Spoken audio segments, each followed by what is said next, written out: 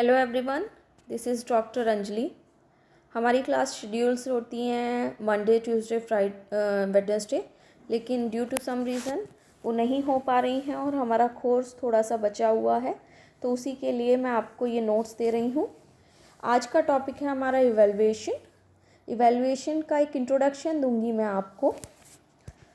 अगर हम इवैल्यूएशन की कॉन्सेप्ट की बात करें तो हमें दो चीज़ों को समझना बहुत ज़रूरी है, इवैल्यूएशन एंड मेज़रमेंट। मेज़रमेंट एक नैरोअर टर्म है और इवैल्यूएशन एक ब्रॉडर टर्म है।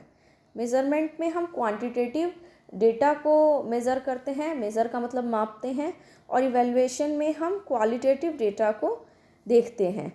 मेज़रमेंट जैसे कि हम किसी भी इंडिविजुअल की हाइट को अगर मेज़र करेंगे तो हमें उसकी हाइट एक्यूरेट मिल जाएगी, जैसे 5.2 इंच फीट या 5.3 फीट। लेकिन अगर हम इवैल्यूएशन की बात करें तो हम ये कह सकते हैं कि कोई लंबा है, कोई नाटा है, इस तरीके से। तो आपको ये एक नॉर्मल लैंग्वेज में ये समझ में आ गया होगा कि इवैल्यूएशन और मेज़रमेंट का कॉन्सेप्ट क्या है। मेज़रमेंट एक नैरोअर टर्म है, एक संक्षिप्त रूप है, जबकि इवैल्यूएशन एक ब्रॉडर टर्म है, एक व्यापक रूप है।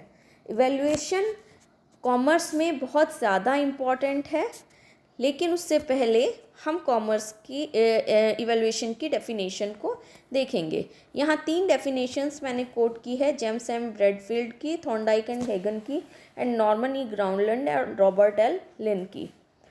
इसमें सबसे इम्पॉर्टेंट डेफिनेशन जो है वो नॉर्मन एंड लिन की है। इन्होंने कहा है, according to Norman and Linn, evaluation is a systematic process of collecting, analysing and interpreting information to determine the extent to which people are achievement instructional objective. Evaluation एक ऐसा सिस्टमैटिक प्रोसेस है जिसमें कि हम इंफॉर्मेशन को collect करते हैं, analyse करते हैं और इंटरप्रिटेट करते हैं। लेकिन हम किस इंफॉर्मेशन को कलेक्ट करते हैं, एनालाइज करते हैं और इंटरप्रिटेट करते हैं? प्यूपिल्स, स्टूडेंट्स की इंफॉर्मेशन को कलेक्ट करते हैं, एनालाइज करते हैं और इंटरप्रिटेट करते हैं। और किस तरह की इंफॉर्मेशन को कलेक्ट करते हैं? ऐसी इंफॉर्मेशन जो कि हमें ये बता सकें कि इंस्ट्रक्शनल ऑब्जेक्टिव्स जो बनाए हैं हमने अचीवमेंट रिलेटेड, वो अचीव हुए हैं या नहीं हुए हैं। According to C.V. Good, the process of ascertaining or judging the value or amount of something by use of a standard of appraisal includes judgment in terms of internal evidence and external criteria. From the above definition, it can be said that evaluation a much more comprehensive and inclusive term than the measurement and test. C.V. Good ने भी कहा है कि evaluation जो है वो measurement और test से ब्रॉडर टर्म है, क्योंकि इवैल्यूएशन के अंदर हम इंटरनल एविडेंसेस और एक्सटर्नल एविडेंसेस दोनों को कलेक्टिवली देखते हैं, साथ में इंटेंजिबल और टेंजिबल क्वालिटीज़ को भी साथ में देखते हैं। फॉर एग्ज़ाम्पल, जैसे कि मैंने एक एग्ज़ाम्पल भी दिया हुआ है कि अगर रोहन 45 नंबर्स लाता है अर्थमेटिक में, तो इससे ये पता चलता है कि रोहन कितना सक्सेसफुली आंसर दे पाया है। मान लीजिए 45 नंबर 50 में से हैं, तो हम ये कह सकते हैं कि वो कितना अच्छी तरीके से अपने अर्थमेटिक में नंबर स्कोर्स कर पाया है। लेकिन अगर यही 45 नंबर्स 100 में से होंगे तो हम क्या कहेंगे?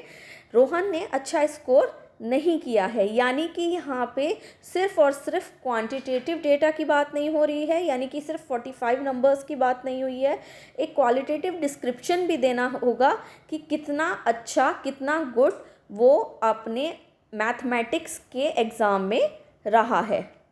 Evaluation, on the other hand, includes both quantitative and qualitative along with value judgments.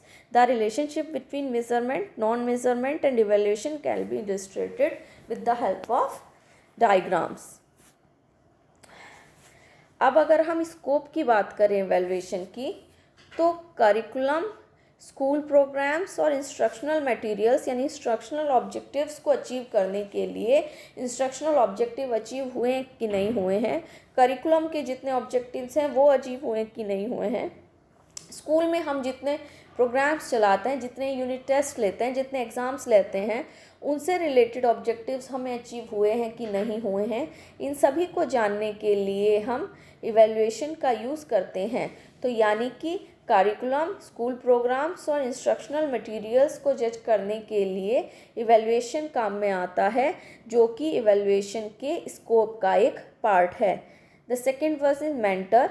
Mentor को आप बहुत अच्छी तरह जानते होंगे, आपका अपना मेंटर मेंटी प्रोसेस भी चलता है। मेंटर क्या होता है? आपकी एजुकेशन रिलेटेड प्रॉब्लम्स को वो सॉल्व करने की कोशिश करता है एज अ काउंसलर। और same as it is evaluation भी मेंटर के लिए इम्पॉर्टेंट होता है, क्योंकि वो आपकी क्वांटिटेटिव या क्वालिटेटिव जो भी इंफॉर्मेशन कलेक्ट करना चाहता है, उस इंफॉर्मेशन के आउटपुट के बेस पर ही वो आपको कोई ना कोई सजेशन दे सकता है या आपकी प्रॉब्लम्स को सॉल्व कर सकता है। लास्ट पॉइंट, प्यूपिल और स्टूडेंट्स के किस तरीके से स्कोप का पार्ट हो सकते हैं। The pupil student should be evaluated to determine whether they have reached the goals of the learning task. Pupil अपने आप भी देख सकते हैं इवेल्युएशन के थ्रू कि उन्होंने कितने गोल्स को अचीव किया है या नहीं किया है।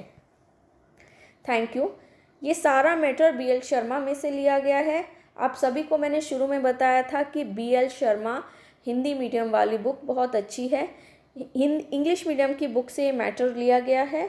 आप हिंदी मीडियम की बुक्स कंसल्ट कर सकते हैं, जितने भी हिंदी मीडियम के स्टूडेंट्स हैं। बाकी इंग्लिश के लिए ये वाले नोट्स इनफ रहेंगे।